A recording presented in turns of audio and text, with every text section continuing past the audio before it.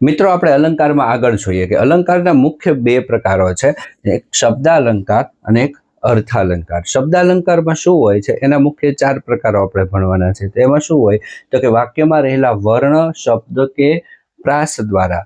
વર્ણ એટલે એક અક્ષર હોય, શબ્દ હોય અર્થપૂર્ણ, અને પ્રાસ એટલે કે સમાન ઉચ્ચારણ હોય, એનાથી વિશેષતા દર્શાવાય છે. આપણે એક ઉદાહરણ જોઈએ.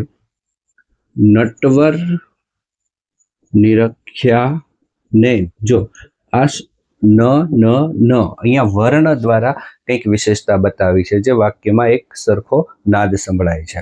અર્થાલંકારમાં શું હોય, જો આમાં એક વિશેષતા છે.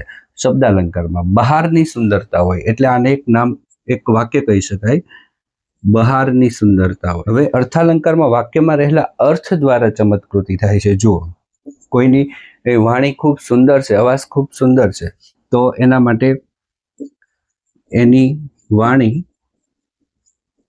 અમૃતથીય મીઠી છે, એટલે વાંચનારને ખ્યાલ આવે કે એનો અવાજ કેટલો સુંદર છે.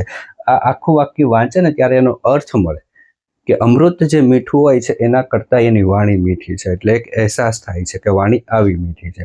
જો એટલે આ અર્થ દ્વારા ચમત્કૃતિ કે વિશેષતા થાય, એટલે આને શું કહેવાય? આ બહારની સુંદરતા દેખાડે, તો આ કઈ બતાવે? આંતરિક સુંદરતા. તો આ રીતે મુખ્ય બે પ્રકારો છે. હવે આપણે એના પેટા પ્રકારોનો અભ્યાસ કરીએ. હવે જ્યારે આપણે એનો અભ્યાસ કરતા હોય ત્યારે કોઈ બાબત ન સમજાય તો કોમેન્ટમાં જરૂર જણાવજો.